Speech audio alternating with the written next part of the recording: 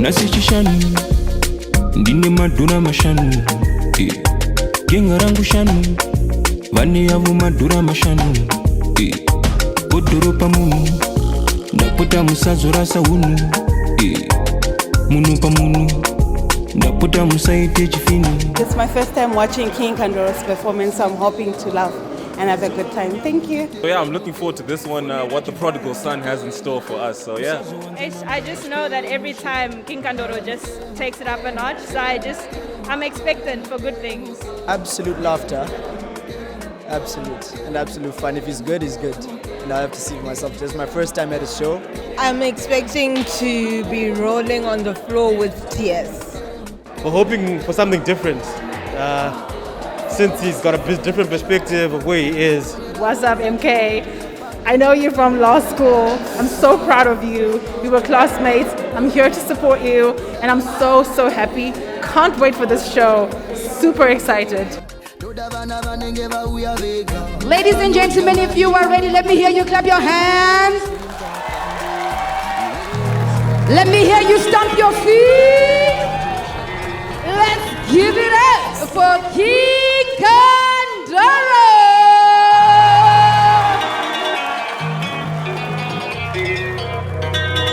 Oksana Music. Jambo ridhiki, munu wesangori maki. Tanto wezi, Jabu 07. Ndola na mazefe mumufu. Manchefi na beti kisara mumuitaliti. Dipei buno shino chaka chisedi shumise mandiri. Dipei buno shino bata bakuda chiri. Bakuda li, bakuda pati. Kuna ipendu tuna maki. Ndola kupato shikupata wabuza ndizi. Shikupara injini kuresha shiri mandiri. 1 2 1 2 1 2 1 2 1 2 1 2. Give it up for Tanto Wavy, ladies and gentlemen. Give it up for Tanto Wavy. There's something about this new crop of Zimpop artists that just, I feel represented when they do their thing. I feel represented. I've always been a fan of Zimpop, from the days when I met Physics, and a Dicey, major players. But as much as I loved their music, I never connected with it on a deeper level. My accent always said no.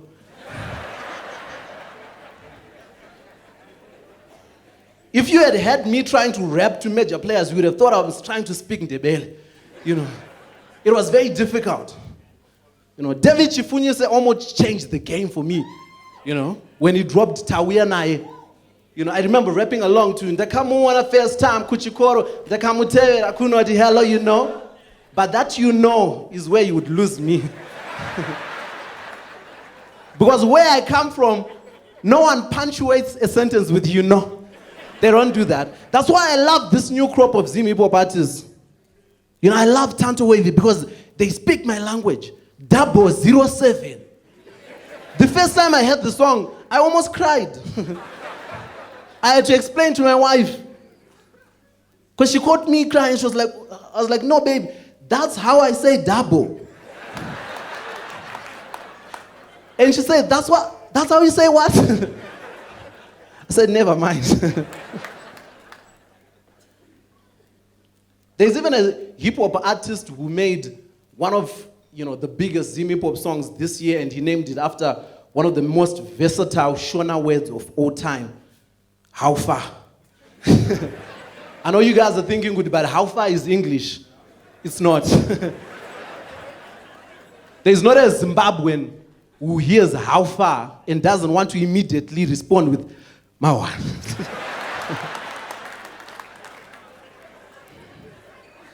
I love these new guys, man. But let me not get ahead of myself. Because I was about to say, I personally think how far has earned its place into our national anthem. Kudira kuvasa mbezi kushika Limpopo, how far?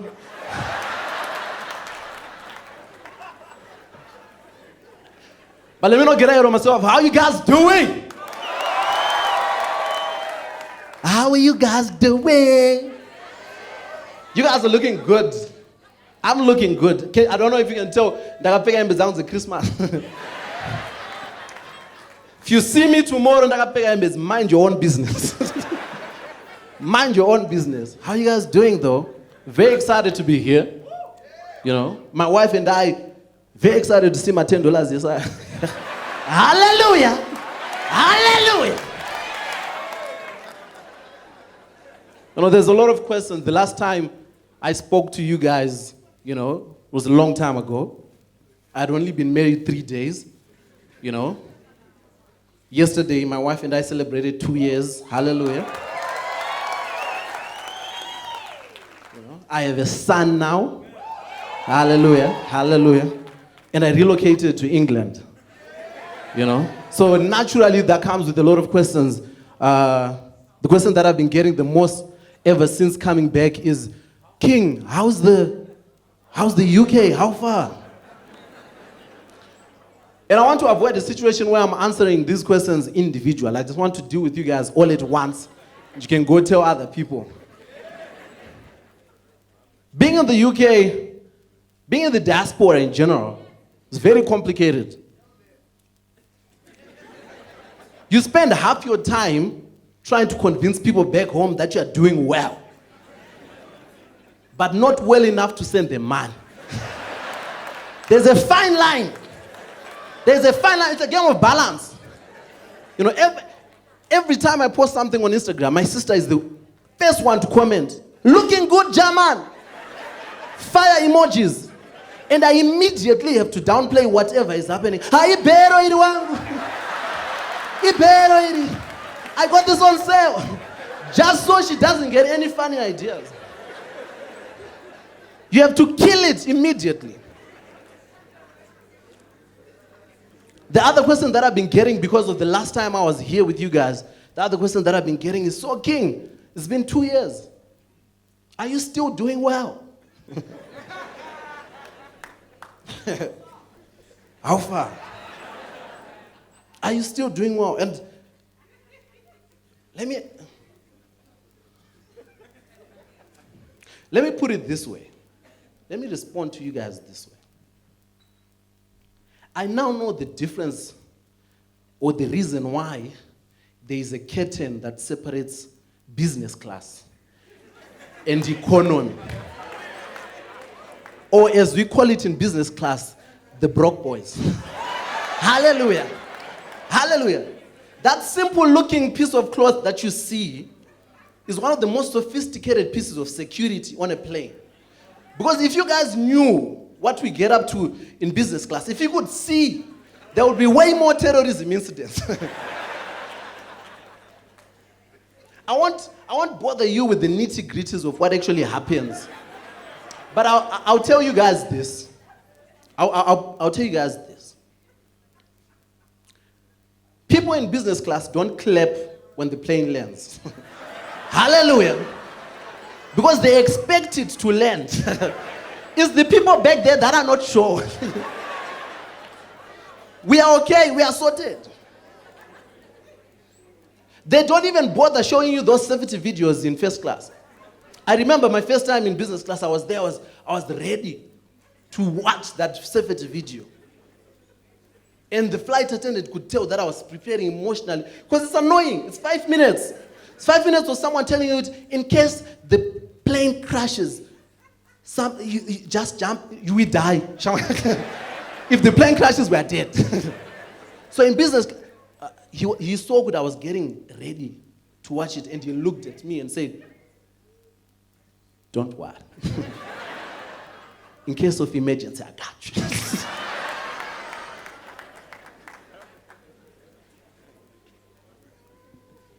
Wow. I don't know if you guys can tell how happy I am just to be surrounded by people. Very, very excited, man. It's very beautiful to see people like this. I just want to check, are there any Christians in the house? Make some noise for Jesus. The reason why I ask that is because I don't know, maybe it's just been me, but this pandemic, this past 2 years, has been very difficult to maintain your faith.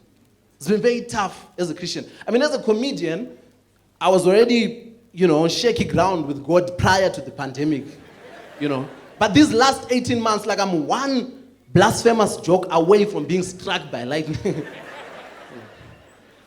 So I've been watching how I move, watching what I say. But you have to admit it's very difficult to maintain your faith when it feels like everyone around you is dying. It's very tough.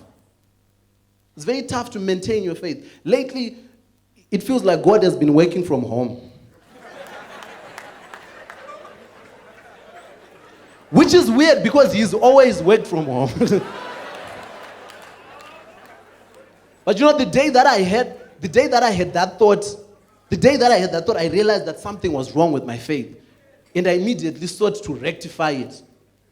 So I started looking at all the things that God had blessed me with. And immediately saw that God had given me 3 big blessings. My wife, my son, and my ancestors. I don't know why you guys are laughing. I know that my wife's involvement in my life can only be because of God, because I did nothing to deserve her. I did absolutely nothing. The problem is, she knows this.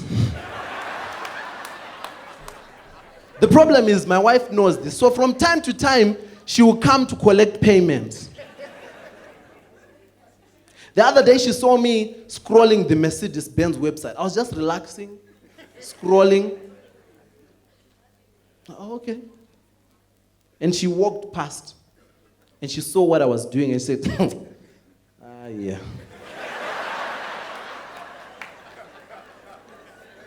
People with money to buy my Benz don't search low to high. They just buy. And she walked away. That's the kind of terrorist that I live with. It's moments like those that I have to remember that she gave me my son. And I don't want to lie, guys. We made a beautiful boy. Hallelujah. We made a beautiful boy. I know that our son is beautiful because it's the first thing that people tell us when they see our child. It's the first thing. Now, I know you guys are thinking, but people say every baby is cute. That's not true. That's not true. When your baby is not cute, people will say everything else before they have to tell you that your baby is cute. They will say, "Oh, your baby is strong."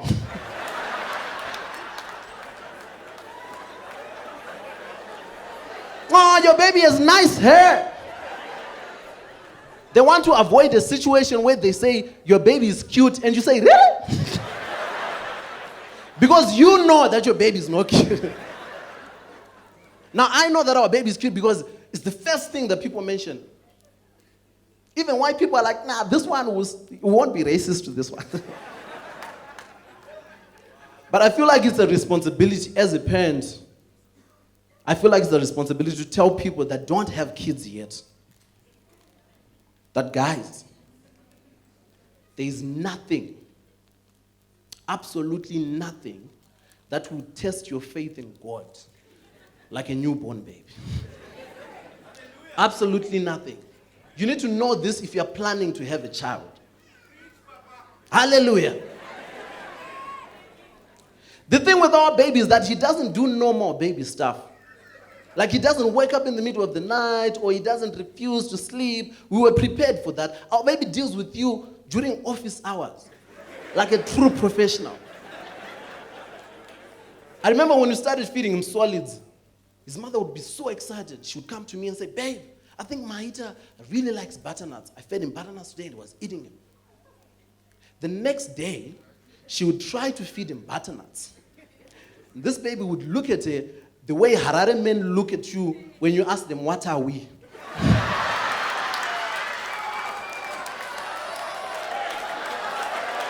He would look at you like...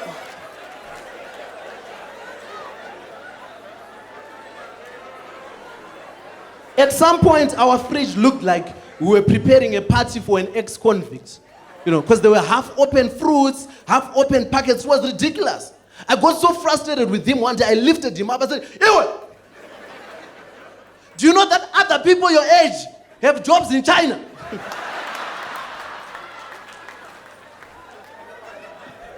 But I immediately realized I was failing a test from the men up above.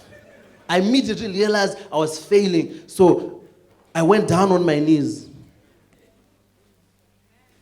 And I said, Father, I apologize for that terrible child labor thought. Please fill my heart with patience. Because all I can think of right now is how deadbeat fathers don't have to go through this.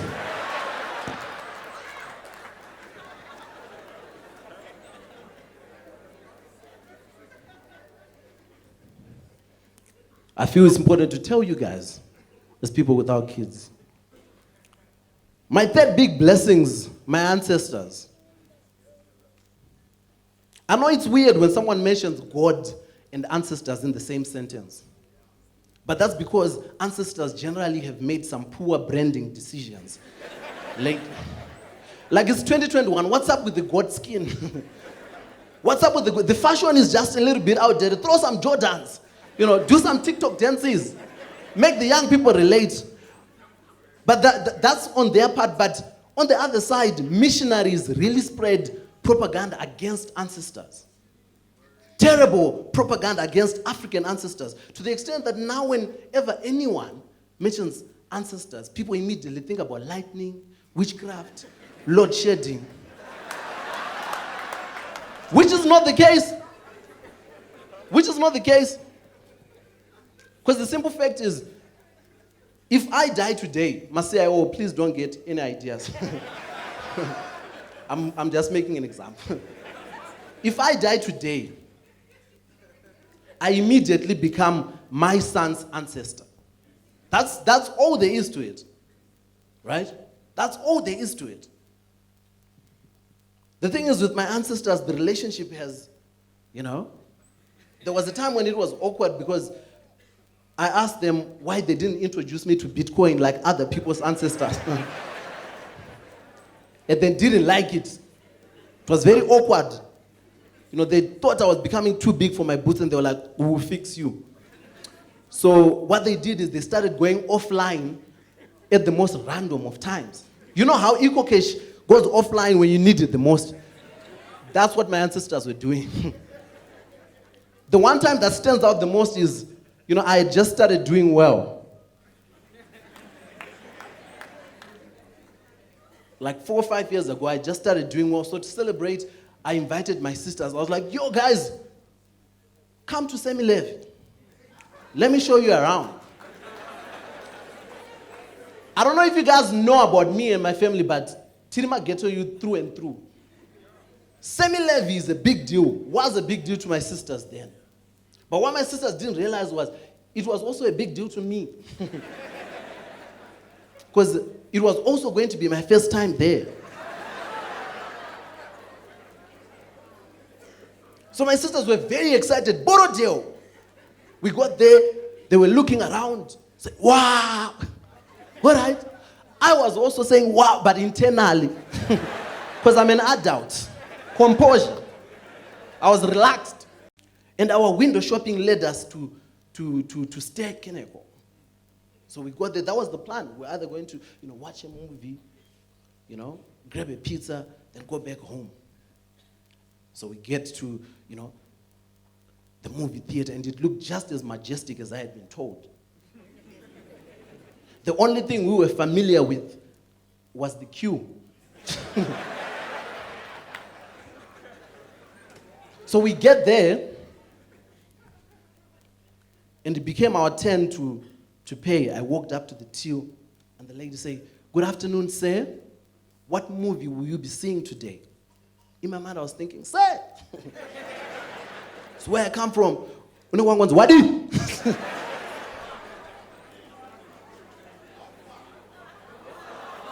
Exactly. I was like, this is nice, sir. I don't even remember which movie I picked before I asked, how much will it be? And she was like, $8, sir. I was like, for all of us. It said, each sir. I said, is it still $8 if you stop calling me sir? She thought I was being funny, so she laughed. So I walked away, went back to my sisters. I said, Inzwaiga. Movie, and $8. There's 3 of us here. So that's $24. What would you rather do? We buy a big pizza. Movie, we buy dollar disc, patak shop. Then we go home. My sisters, because we are born of the same person, they saw the vision. Immediately. It wasn't a difficult sell. The bata bigana, and we walked away. Now, everyone who's been to Semilevi will remember that as you walk away from the movie theater, there used to be this ice cream place here called Smooch. My sisters and I saw it at the same time, and I remember thinking, it's ice cream. What's the worst that could happen?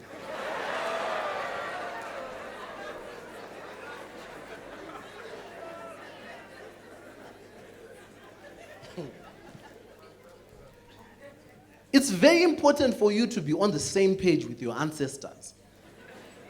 It's very important. Because this is where things took a sharp left.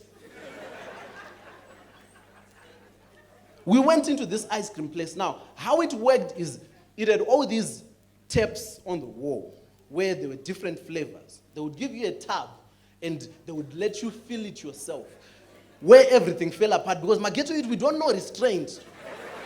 My youngest sibling thought it was her time to shine. She turned into a ninja.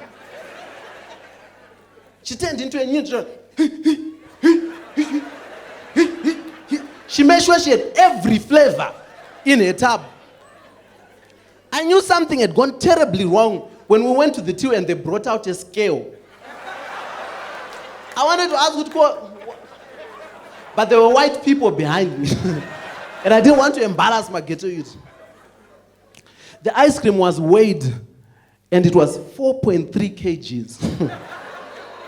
4.3 kgs.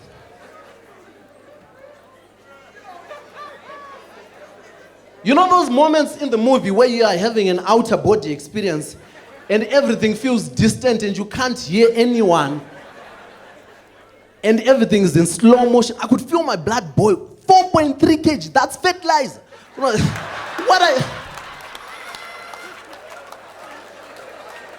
4.3 kgs. The only thing that brought me back was the voice of the till operator saying, that will be $33, sir. So,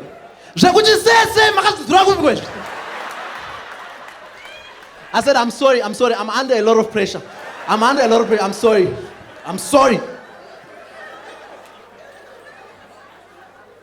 No one enjoyed eating that ice cream. I was looking at everyone in the aisle. And so gonna do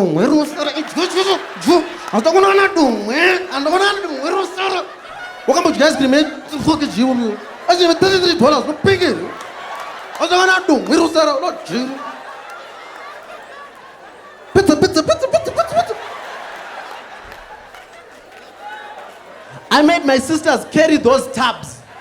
If you go to our house right now, there's flowers in there. $33. This is what happens when your ancestors go offline or they decide they don't work weekends. This is exactly what happens. No, that's what happens. But I'm happy to report, I'm really, really happy to report that my relationship with my ancestors has gotten better. Hallelujah. Hallelujah. It took me relocating to the UK to realize how involved my ancestors were in my life. Because very few people know this, but I was very nervous about going to the UK. I was very nervous about going to the UK. The biggest reason why I was nervous is because I wasn't ready for the amount of English I knew I would have to speak. Because where I come from, we speak English during office hours. After 5 p.m., there's no one saying furthermore or nevertheless. But this was England. The language requirement is in the name of the country. I remember my first day there, I was practicing my innets in the mirror. I was trying to check the temperature when suddenly it went dark. I was very confused. Did I come to the right thing? The power cut didn't even last 10 minutes. Just enough for my ancestors to make the Zimbabwean in me feel at home. Just enough. When I realized what was happening, I looked up and said, no. And that's what my ancestors have been doing. From time to time, they would do something that only I can recognize. Just to help me with feeling homesick. You might have heard that recently the UK had fuel shortages. Yep. My guys. They knew I couldn't be in a fuel queue, so they brought it to me. You know. But if it had been up to the missionaries, they would have made us believe that ancestors are evil spirits. Do you guys know how wild that is? Like, missionaries really came to our country, really came to Africa, and started telling people that their way of life is wrong. Do you know how audacious that is? That's like me going by next door and telling them that I don't like the amount of salt they're putting in their food, and they need to stop it. That's how outlandish what they did was. And my anger towards what they did, it goes up and down. It goes up and down depending on what's happening. And it recently came back because there's been talk about Sister John Roots exhuming his remains and sending them. And it came back, my blood pressure was boiling because I then remembered that guy, Cecil.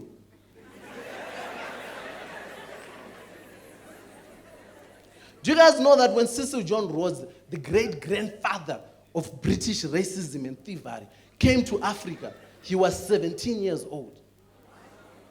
17. He couldn't even drink legal. He was 17. But more outlandish than the fact that he was 17 is the fact that they actually sent him to Africa because he was sick. And they thought that being in Africa would be better for his health. So even if he could drink legally, that beer could have killed him. You had one job, Delta Beverages. One job. Do you know how outlandish it is? A sick 17-year-old came to a foreign continent and liked it so much, he started redecorating. He started repainting things. Even the other white people that were with him were shocked. Cecil, how far?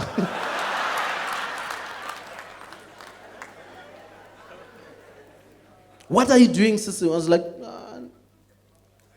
nothing. Like, Sister, I think this is an Airbnb. I don't think we're allowed to extend the rooms.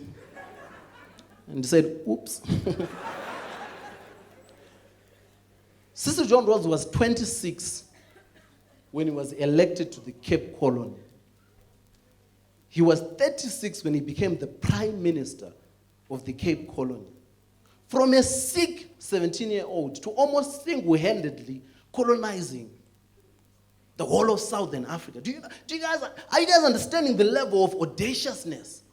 That is I aspire to that. I want that. Like, if there's someone who can turn that level of audaciousness into some kind of juice, I want it. Not even a full bottle, just a sip. So I can show up at offices and start firing people. Probably start with Nick Mangwana.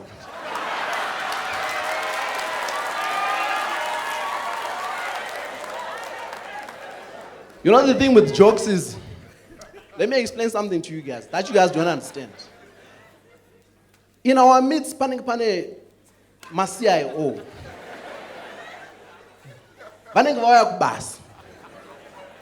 I say something which is mildly offensive.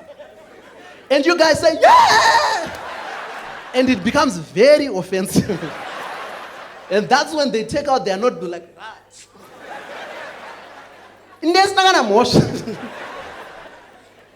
But I'm personal, Nick Mangwan.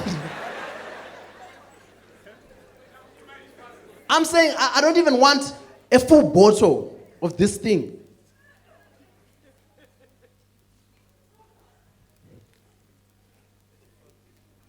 Just a sip. But the way I've been looking at things, it feels like they have figured out this whole formula to making this juice. Because I don't know if you guys have seen, but in the past 20 years, black people, we seem to have reached unprecedented levels of confidence. And if you're a white person, unacceptable. I don't know if you have white people in here, just say hallelujah. It's about to get very tricky for white people.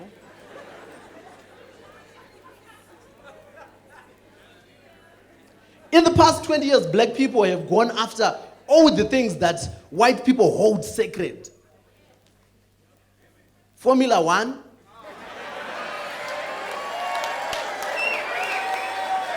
tennis, the American presidency, and the Kardashians. If you were to do a census, an American census, based on the amount of black people in the Kardashian family, it doesn't look good for white people. It doesn't look very good. We even replaced Jon Stewart, a white man, with Trevor Noah, an African on the Daily Show.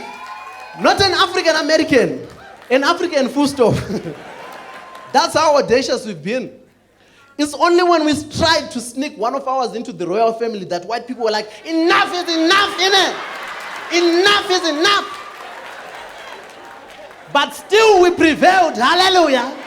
Hallelujah. We prevailed. She's in there.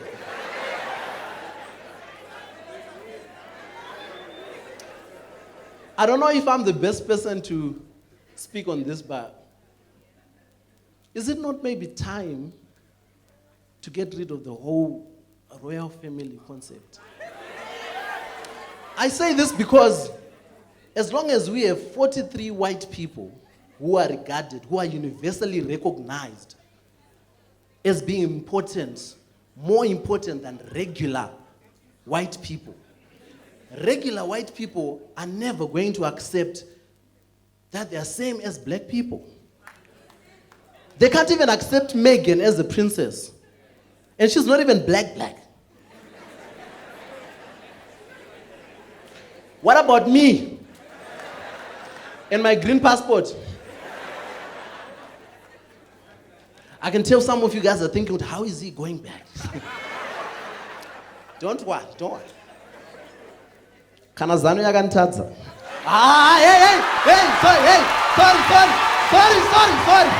Sorry. Kufarisa, boys, kufarisa. My chef.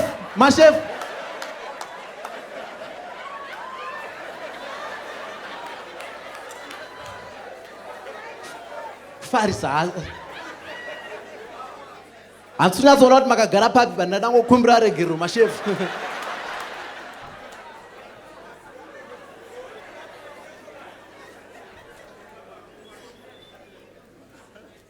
Do you know everything that has happened in the past 2 years in the world, when you look at like Black Lives Matter, you know, all the shootings, all the protests happened, they made me realize something that I had always suspected, but I had no evidence whatsoever. But then the more, everything started happening, I was like, yeah, Jesus was 100% black. 100% black. You know, in the Bible, they tried to give you hints in the Bible that this man was black. You know, there's that thing about him walking on water. They don't tell you it's because he couldn't swim. But if you look, it's right there in the subtext. But even if it wasn't for that, there's no way a white man would have been arrested, tried, executed in 12 hours. That's a black man. That's a black man. You know, the final straw for white people was when Jesus started getting his feet washed by white women. They were like,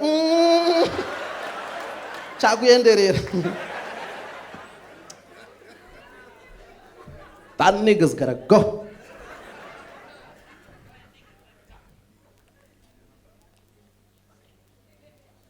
They don't tell you how white Europe is before you go there. They don't tell you how white Britain is. I had to learn the hard way. I had to learn the hard way. In England, white people make up 84% of the population. And all the other races share. Whatever. Black people are less than 4%. Like 4%, I'm being generous. Like they're 3 point something. You know, when I came across these statistics, I couldn't understand. I couldn't understand. I couldn't understand why a group of people that constituted 84% had been consistently unkind to a group of people that made up less than 4% of the world. I didn't understand it. And it bothered me for a very long time. Until I realized that the math was very familiar. When Britain colonized,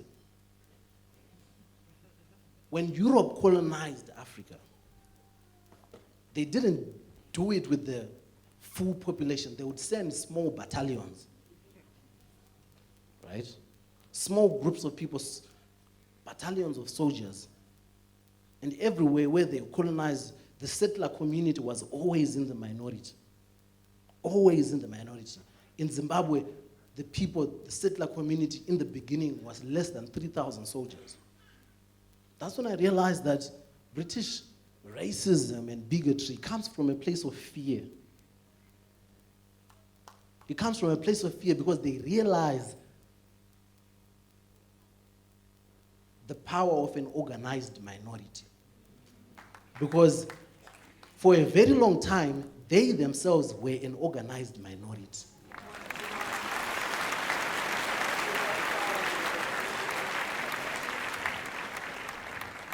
And the more I looked at British politics, the past 2 years, I've had an opportunity to look at British politics, European politics, and to be honest, guys, I prefer African politicians. I didn't think I would be saying this, but I missed my African, because the thing with African politicians is what you see is what you get. If it looks like there's corruption happening, there is corruption happening. They don't make it complicated. European politicians are just as corrupt, but they will model it up and call it innovation and entrepreneurship. When I got there, like right around the same time that I arrived, there was this guy called Dominic Cummings. He's the chief advisor to the Prime Minister. He was under fire because he had violated lockdown regulations. So to appease the media, he called for a press conference, right? And for 3 hours, the British media were asking him the same question. Why did you do it, Mr. Why? And for 3 hours, he was answering the same question the same way. Yes, but why did you do it? Why? And after 3 hours, he just stood up and left. And I was thinking, what was the point? What was the point? But then I realized that's the point. They will model this up and say, no, we are being accountable and transparent. Really? Really? Can you imagine African journalists trying to put African politicians under pressure? Minister, we are hearing that COVID relief funds are missing. Missing, Chayo. How can they be missing if they are in my accounts? What's your name? Tatenda. Go say goodbye to your family. Oh, they don't go that far. I prefer my politicians. I prefer my politicians. It's such a sad thing to realize. such a sad thing to realize because European politicians are just as corrupt as African politicians. But with African politicians, we were colonized, right? For most of Africa, we are still celebrating 42 years of independence, 20-something years of independence. So you can almost put down what is happening as teething pains. But with Britain, what's the excuse? They were never colonized. Why are they being corrupt? I can't believe Boris is making me defend ZANU-PF. Ichi ndachitira boys kuti muone kuti ndiri kurova kwese. Ndiri kubalansisa. Saka mokanzura paya kuti tadzoka muzero. Mukomana hana handisina chikwereti.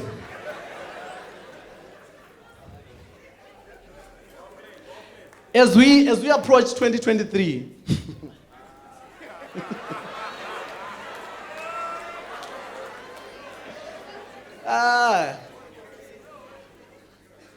as we approach 2023, there is going to be an exponential rise. Inzwa words, exponential. Ndakachibata pa airport ndikopfura ngati ichi changu. There's going to be a rise in the amount of lies we hear from politicians. And if there's a politician in here today, I just want to say, guys, there's another way. There is another way. You don't have to lie. The thing with Zimbabwean politicians is they like to come and tell us what they think we like to hear. You know, you guys deserve better health care. You guys deserve better. We know. We know. Tell us how you're going to give us what we deserve. Hallelujah.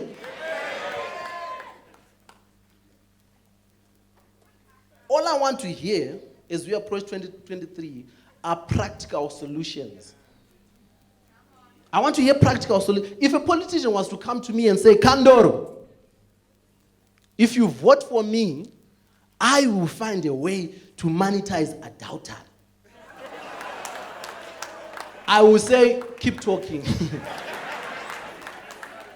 Because at some point as a country, we need to be honest about how religious we are. We need to be honest. Every other week, there's someone being caught with someone's wife or someone's husband. The only time we are religious is when we see a gay person being happy. That's the time when we are, hey, baby. That's the time when we are religious. We need to be honest. We need to be honest. I'm saying, if a politician was to say to me, Kandoro, because adultery is the one natural resource that we have. As a country, that ZANU-PF has failed to monopolize. And not that they didn't try. They tried. And because I want this show to continue, I won't be explaining further. I won't be elaborating on that point. So my question is, why haven't we figured out how to monetize this thing? Because I need you guys to realize that adultery, no one is committing adultery on an RTGS salary. It can't. Mathematically, it can't. I know there's people in here that are saying, no, there is. I'm doing it right now. No, you're not. What you're doing is called cheating. It's not adultery. When it's adultery, there's US dollars involved. When it's adultery, there's a secret iPhone. When it's cheating, there's WhatsApp GB. Two different things.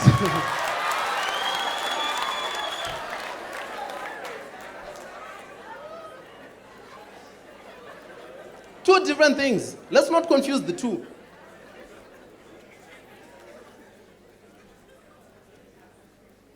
When it's adultery, there's trips to Dubai involved. They go to Cape Town. People who are cheating are here. Trying to avoid the camera. Because kwa Kandoro ndiko $10. So my thing is, don't get me wrong, I'm not judging. I'm saying let's embrace these people. Let's embrace these people. Why are we letting adultery iende overseas. Let's keep it here. Let's keep it here. If the Ministry of Tourism was to say, on your 4th visit to Wange, we give you a discount. Let's keep the US dollars here. Make it work for the economy. I've never done this before, but I feel like it's very important for me to do this now. First time, I'm going to explain that joke. I want to explain it because I don't want, there's so many journalists in here tonight, I don't want to wake up to a headline saying, Kandoro, what promoter ufambi? I don't want to do that. So I'm going to explain it just so there is no illusion. The point of that last joke is to say the quality of our politics is ridiculous. On one hand, you have one guy saying, I'm going to give you spaghetti roads. Then on the other, you have someone saying, Panemacheta chakpai. None of these guys are saying anything that we want. As nice as the spaghetti road is, I want a regular road first. I want to start with the regular road first. So I want our politics to come. I want our politicians to free themselves from the school of thought that tells them that they have to think outside the box. Come to the box. Come here. Come here. Because everyone is inside the box. Why do you want to leave the box? Corruption. Why do you want to leave the box? But more importantly, how are you going to know what people inside the box need if you're outside the box? Chiri deep, chiri deep. Hallelujah. Hallelujah. Chiri deep. Hallelujah.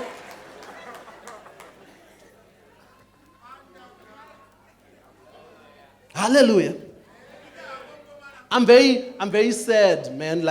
I'm very sad when I look at the current state of things. It makes me very sad, like right now, the way our politics are.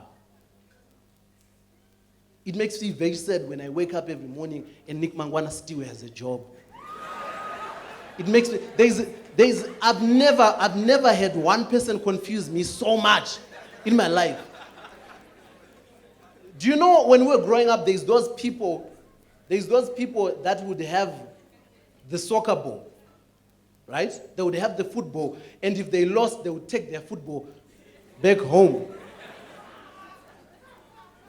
Nick Mangwana is the guy who always had the football taken from him, and one day was like, one day in Chakbata.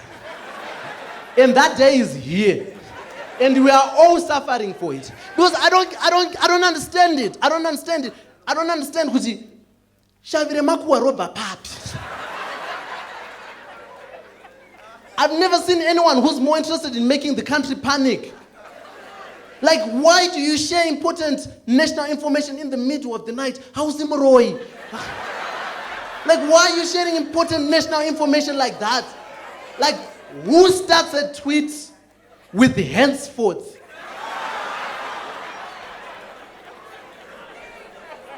Why are you starting a tweet with henceforth? At 11 a.m., it's a Tuesday. Why are we seeing henceforth? Do you know the thing that confuses me about Nick Mangwana is 75% of the things that he shares are things of national interest. They are things that actually benefit us. They are things that are actually very useful, very important information. But he shares it like he's trying to make us jealous. I don't understand it.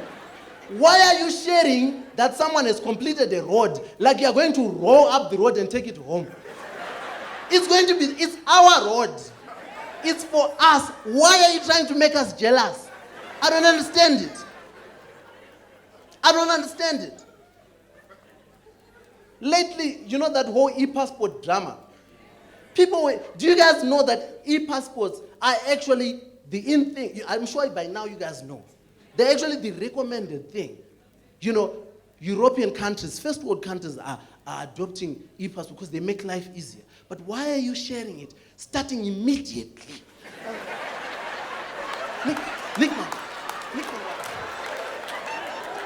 Because his thing is, he wants to see people panic.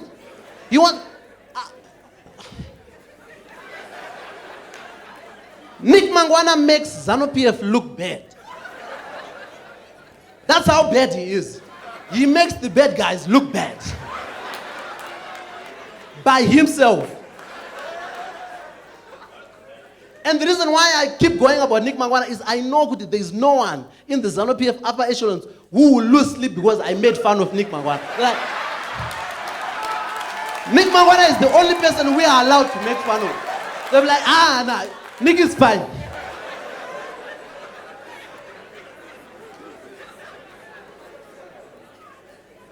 Like, nah, Nick is a peace offering. No, you can tell, everyone else, Nick is, no.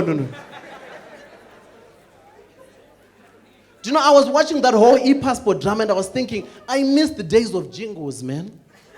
I miss the days of Jingles. Because earlier, ZANU-PF used to, I've said this before, the quality of propaganda. Whenever ZANU-PF was about to introduce something they thought would be contentious, they would accompany a jingle. Just to make life simple.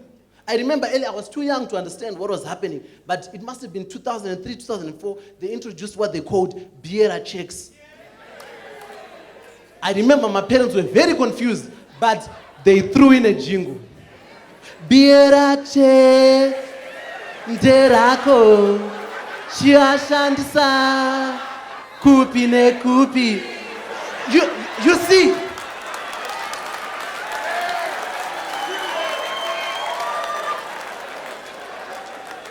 Did you guys see what just happened? That's how you can tell who grew up with DSTV and who didn't. You can tell who grew up with DSTV. Because that corner over there was like, what's happening? What's happening over? It's the ghetto. What's a bureau check? Growing up without DSTV was very stressful, guys. Growing up without DSTV was very stressful because it meant you had to be extra creative about the stories that you are telling. Especially if you were in boarding school. I remember there was a time when it looked like everyone was getting DSTV. We did not have DSTV. So whenever I would visit relatives that had DSTV, the level of attention that I would give them, I would be paying attention from the adverts to the everything. I remember that time I was walking around school saying, Mzansi for sure. Eta. Mzansi for sure.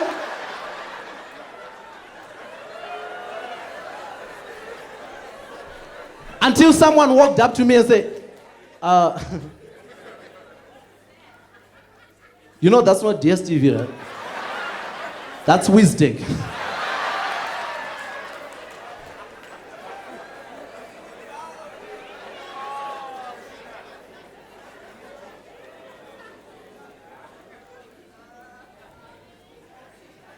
It's very stressful. The thing that frustrates me the most about our country is we have people that know exactly what needs to be done. But instead of doing what they need to do, they would rather do everything else. Except what they need to do. It's like someone who knows that the remote doesn't have batteries, telling you, Chimboiro Wamboiro.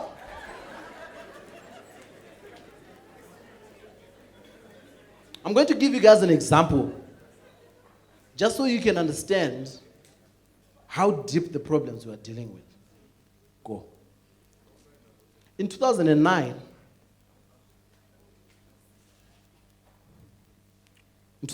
our family was going through a rough time. 2009, the weapons formed against my parents were prospering. I'm sorry. I just made eye contact with my father. I'm just apologizing for him. Things were tough in 2009, and my father decided it was time to see a prophet. Do you know how tough things have to be to involve a man of God in your financial? But it was time to see a prophet. Conveniently, there was a local prophet, was very famous at the time. Apparently, even ministers went to this prophet. And for my father, that was good enough, because if prophets were going there, it was good enough for him. But when you look back, that's actually worrying, because why are ministers seeing a prophet? But that's neither here nor there. We went to see this prophet. Got there very early in the morning, but there was already a queue of 20 people in front of us. And I need to tell you guys something about the queue at a prophet's shrine. It's the quietest queue you will ever be in. It's the quietest, because everyone is thinking about their life. No one is making eye contact with anyone, because no one wants to be seen at a prophet's. No one wants to admit that their problems are big enough to see a prophet. We're all in that queue silently judging each other. I have my problems. And it's the only queue where no one wants to be in the front, because it means everyone will hear your problems. Took 4 hours. Our turn came and we went into a shrine. We sat down. How this prophet worked is, as soon as you got in, he would connect to the Wi-Fi of whoever was tormenting you or your life. Within 60 seconds, the prophet had connected, and his whole demeanor changed. Even his voice changed. Got very aggressive. Immediately started confessing about the things that he had done or things that he was doing to affect our family. As soon as he started confessing, also became very violent. No, whatever demon was, it was very violent. Could fight. Looked like you trained with Mayweather. My mother got the worst of it. And I don't think to this day she has forgiven my father. Because from time to time I catch her looking at my father like,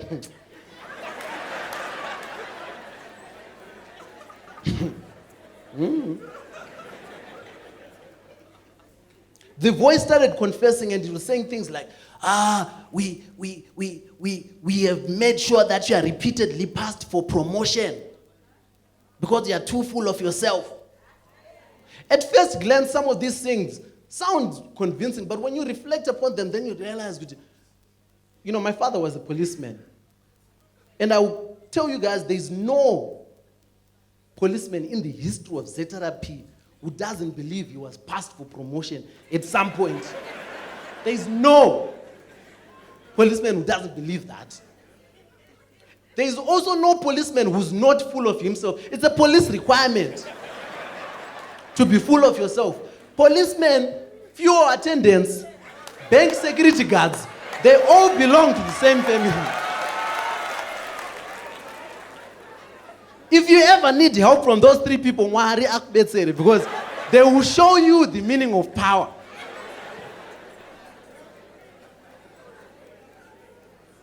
Things got very crazy in here.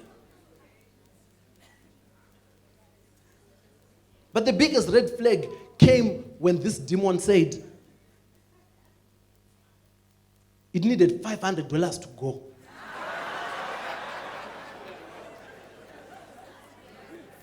My father said he didn't have $500. Without breaking eye contact, the demon said, Sagone Maria.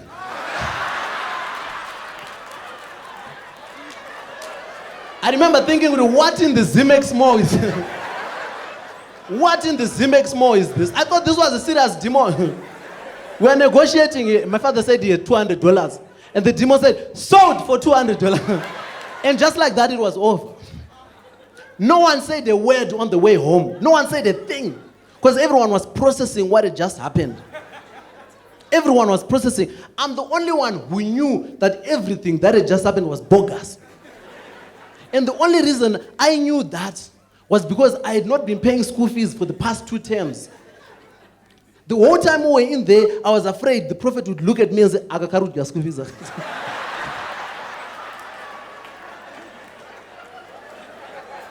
But we walked out, there was nothing. My parents are also finding out for the first time we died your school fees.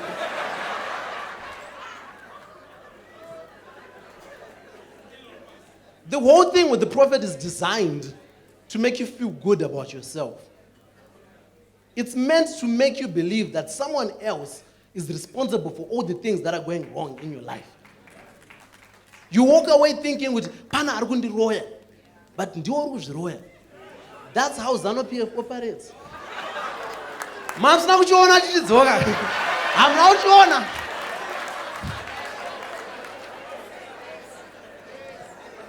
That's how ZANU-PF operates. Zero accountability, zero responsibility.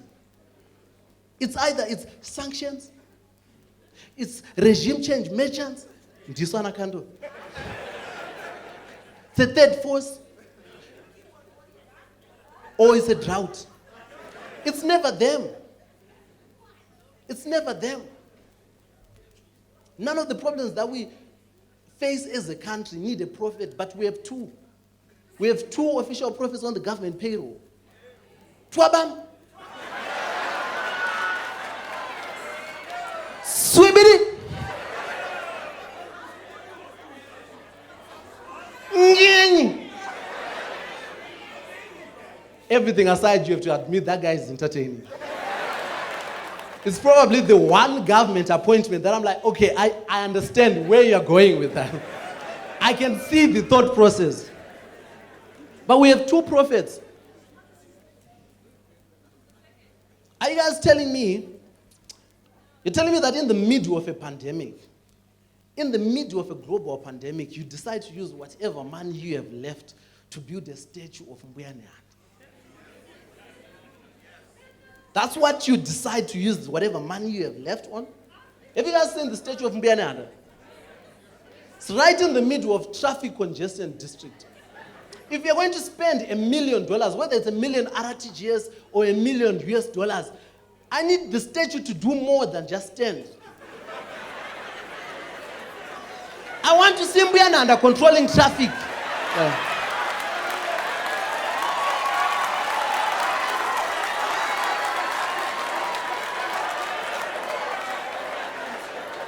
I want to see her do more than just stand. At the very least, she should sanitize people. At the very least. But I will not ask you. Not just stand. You're telling me that's what you're using this money for?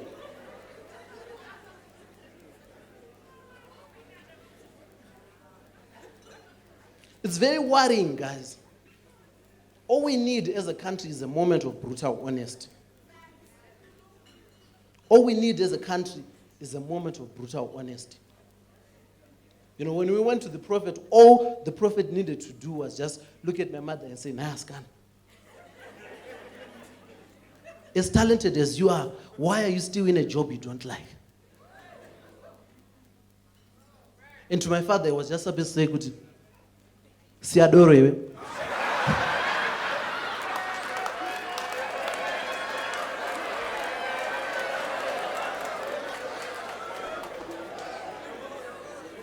And you guys don't have to worry.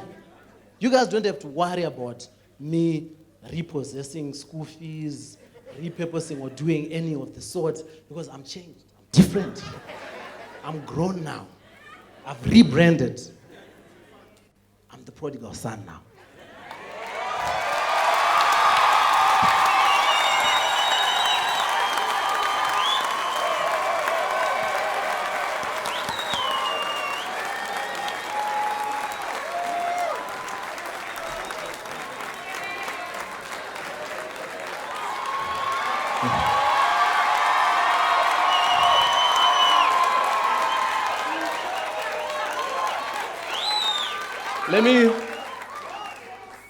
There's a few things I need to say. Today is the first time my mother has ever watched me perform. My father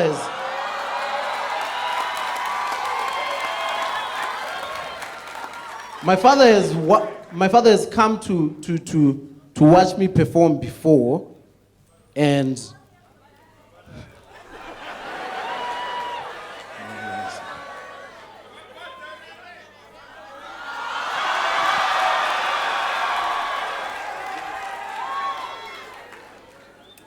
My father has come to watch me perform at least 2 times. So, you know, he's gotten used to hearing himself spoken about. Hi, my. This is Maita. Look how beautiful this baby is. Look at. That's the reason why I brought him, just so you could see. Because I wasn't lying.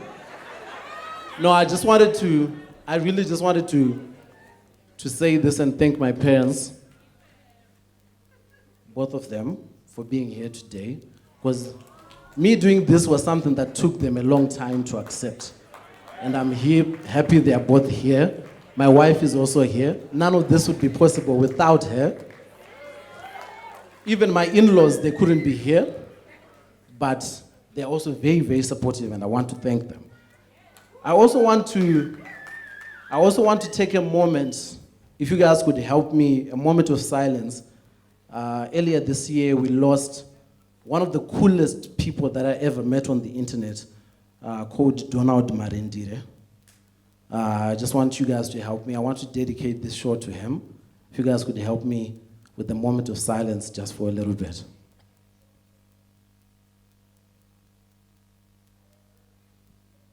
Thank you.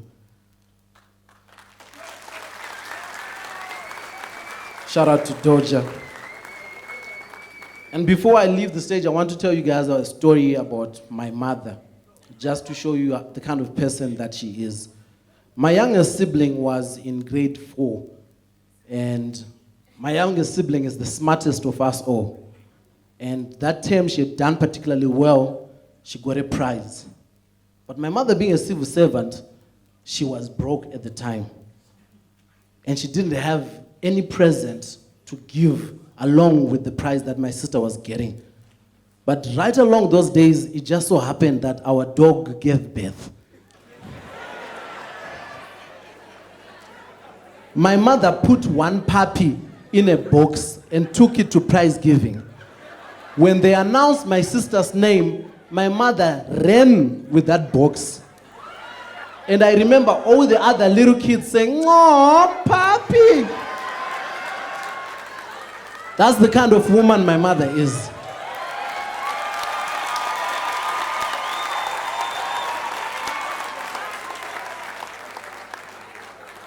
As soon as they got back home, Kaka Tenges Wakambwaega.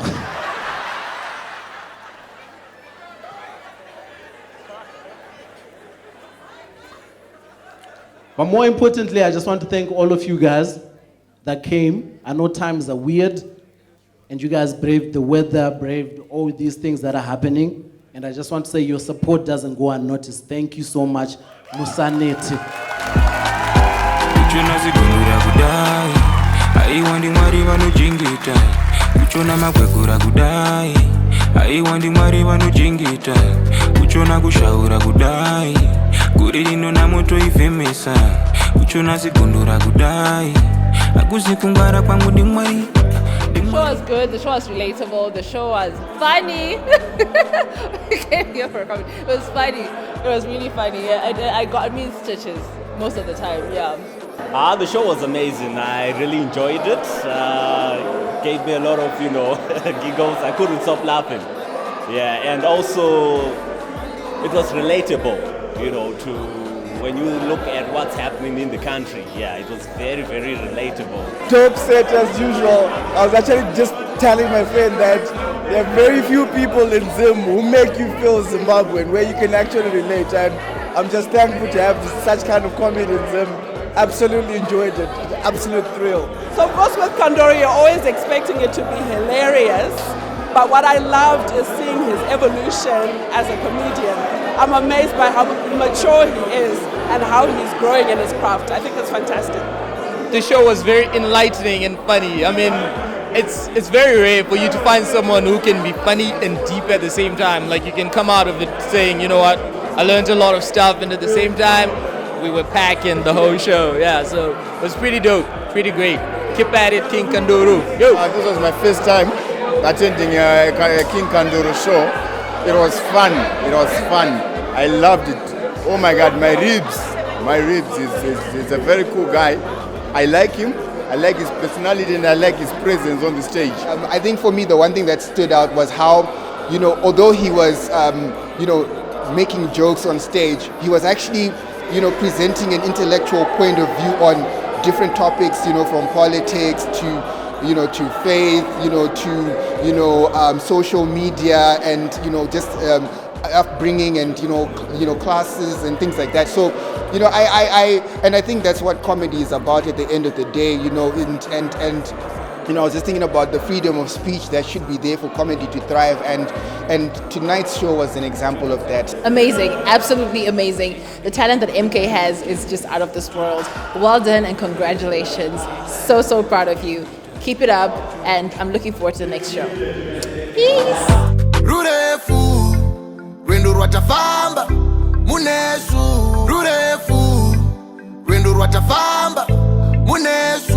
Kuchona zigondura kudai, aiwandi mwari vanojingita. Kuchona makwegura kudai, aiwandi mwari vanojingita.